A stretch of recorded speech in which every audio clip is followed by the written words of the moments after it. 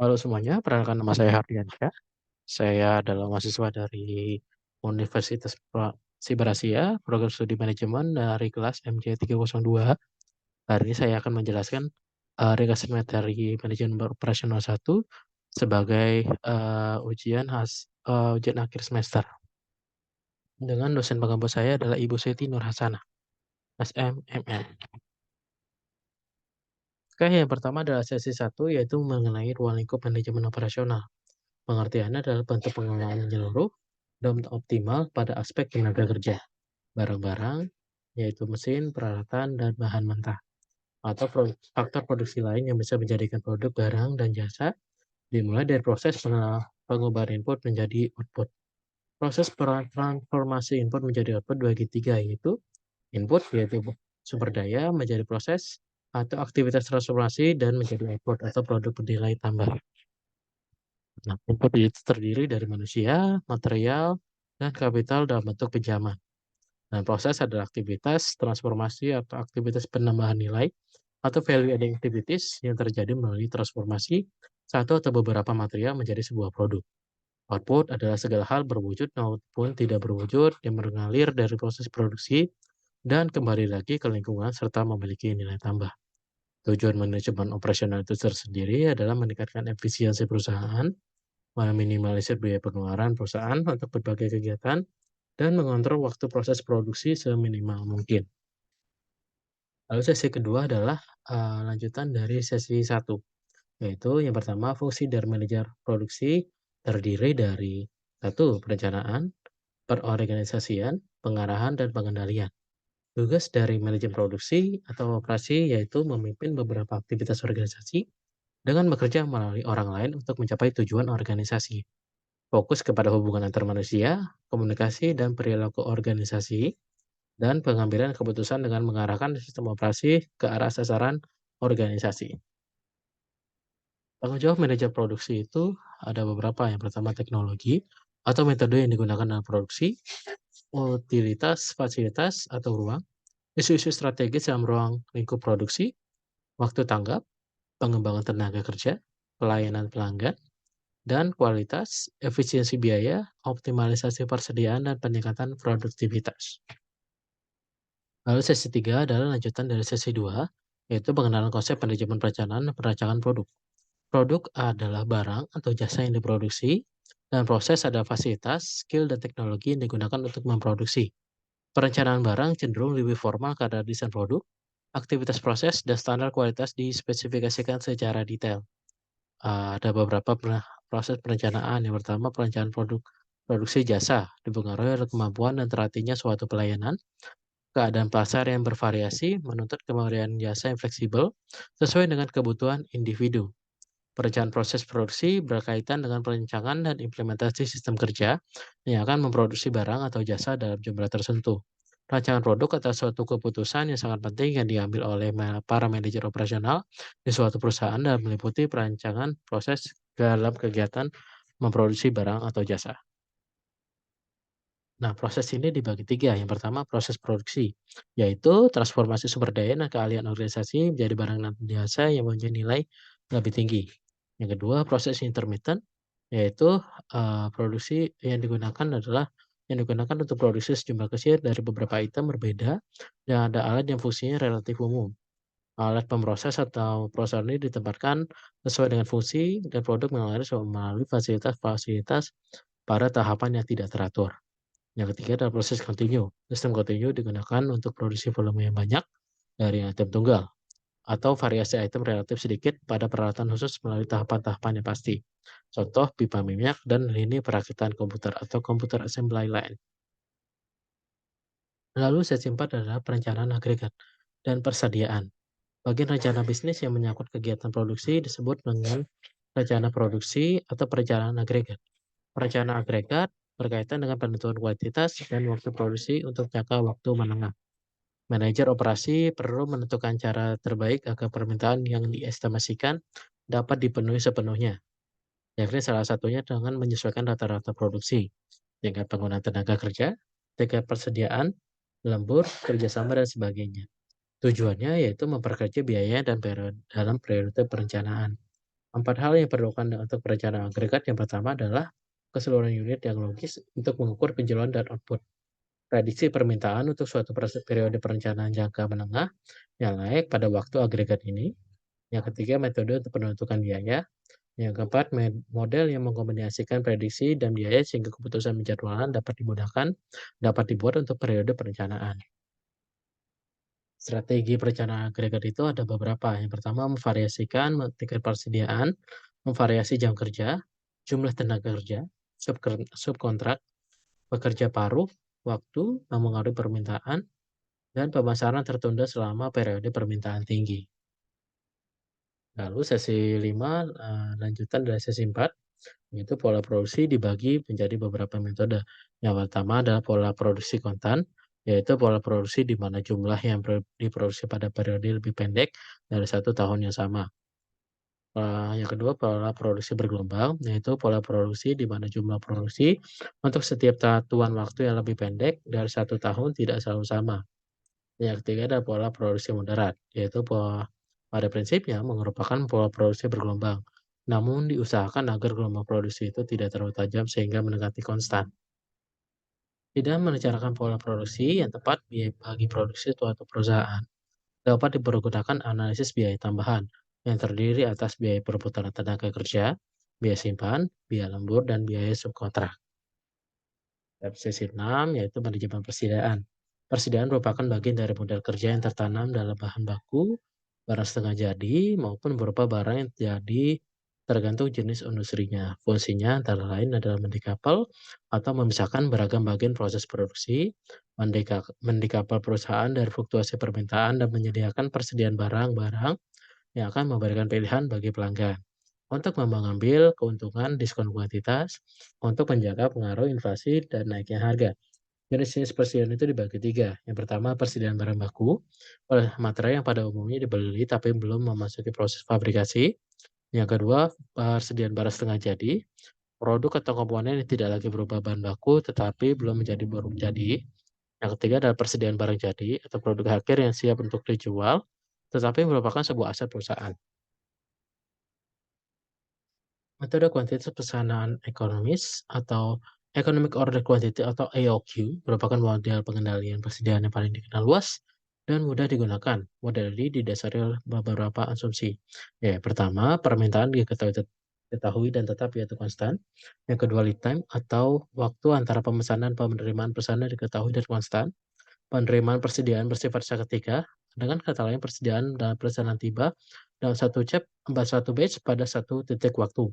Yang keempat, jumlah diskon yang tidak mungkin. Dengan kata lain, tidak ada bedanya dengan berapa banyak kita pesan, harga produk akan tetap sama. Biaya yang berkaitan dengan adalah biaya pemesanan dan setup dan biaya penyimpanan persediaan dari waktu ke waktu. Terakhir, kosongnya persediaan dapat dihindari sepenuhnya jika pemesanan dilakukan pada waktu yang tepat. Lalu, langkah-langkah untuk menentukan kuantitas optimum atau Q bintang. Yang pertama, membuat sebuah persamaan dan untuk biaya setup, membuat sebuah persamaan untuk biaya penyimpanan, menentukan biaya setup sama dengan biaya penyimpanan, menentukan persamaan kuantitas dan pesanan yang optimum dengan menggunakan variabel berikut. Biaya setup dan biaya penyimpanan dapat ditentukan dan Q bintang atau pesanan optimus dapat ditemukan.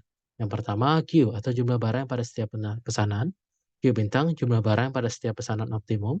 D permintaan tahunan dalam unit untuk persediaan barang. S biaya setup atau biaya pemesanan untuk setiap pesanan. Dan H adalah biaya penyimpanan per unit per tahun.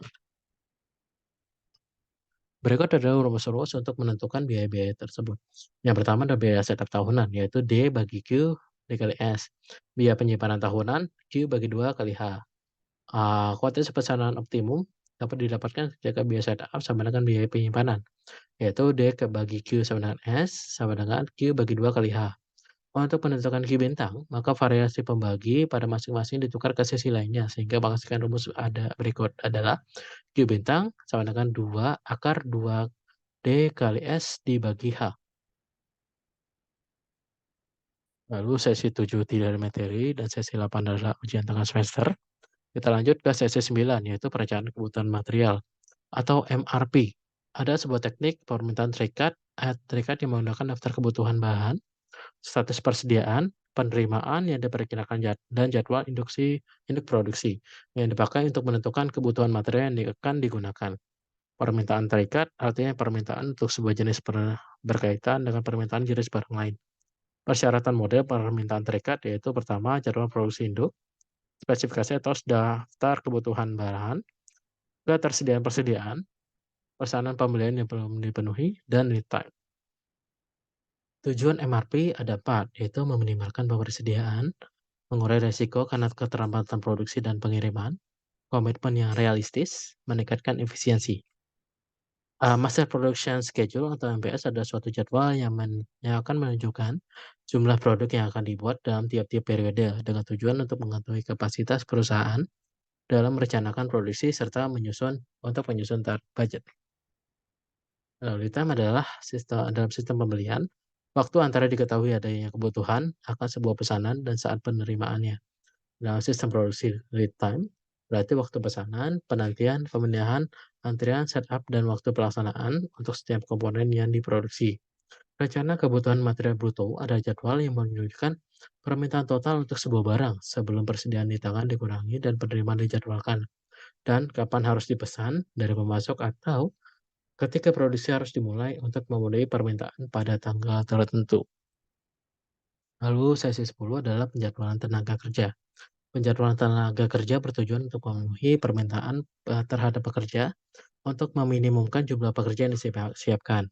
Yang pertama adalah permintaan tenaga kerja berfluktuasi pada waktu yang relatif pendek. Yang kedua, tenaga manusia tidak dapat disimpan untuk kemudian dipergunakan. Yang ketiga, pentingnya menjaga tingkat pelayanan. Shift adalah kumpulan hari dalam satu minggu di mana seseorang yang diharapkan untuk bekerja.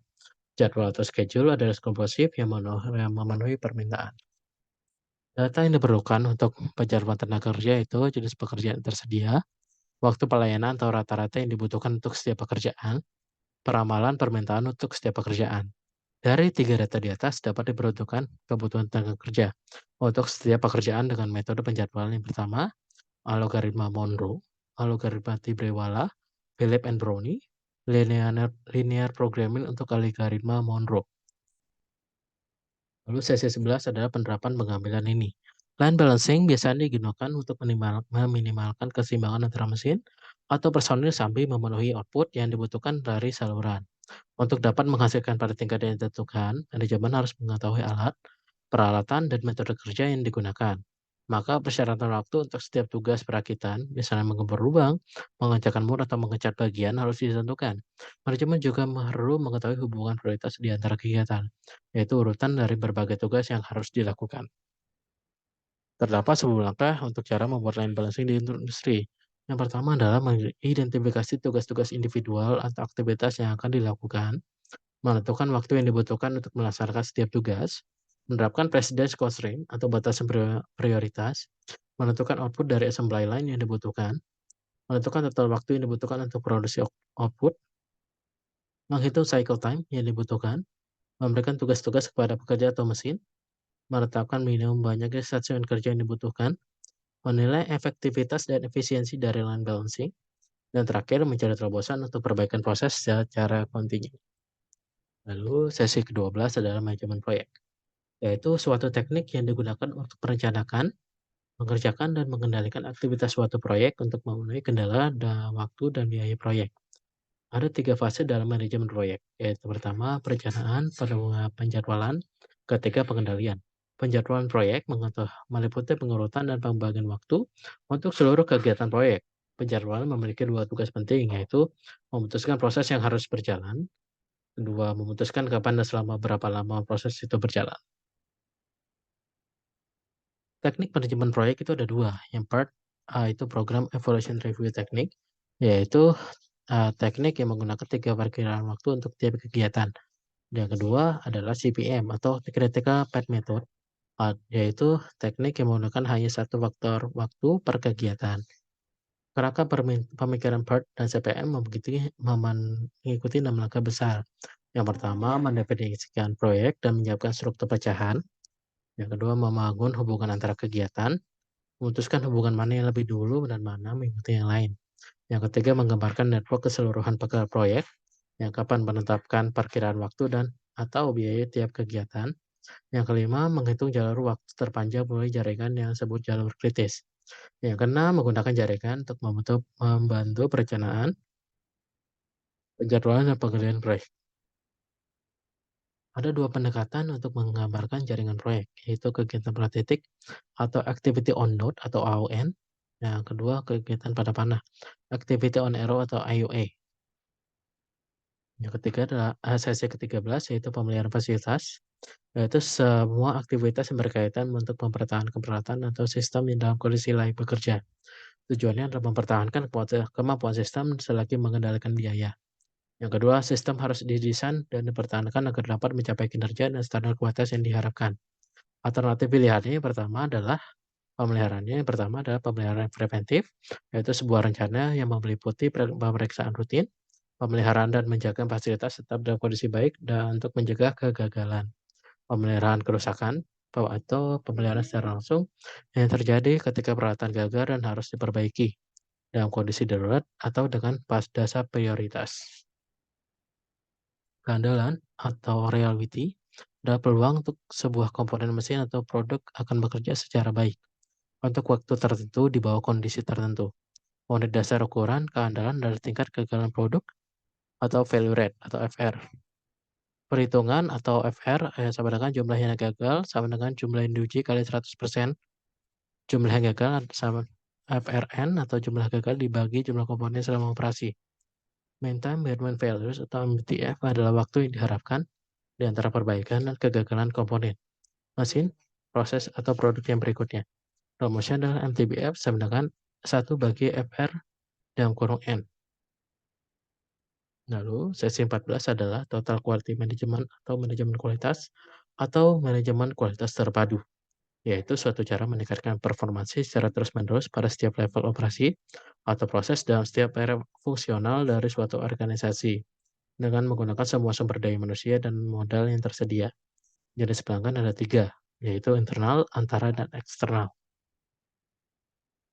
Faktor-faktor yang mempengaruhi persepsi dan ekspektasi pelanggan itu adalah beberapa. Yang pertama, kebutuhan dan keinginan yang berkaitan dengan hal-hal yang dirasakan pelanggan.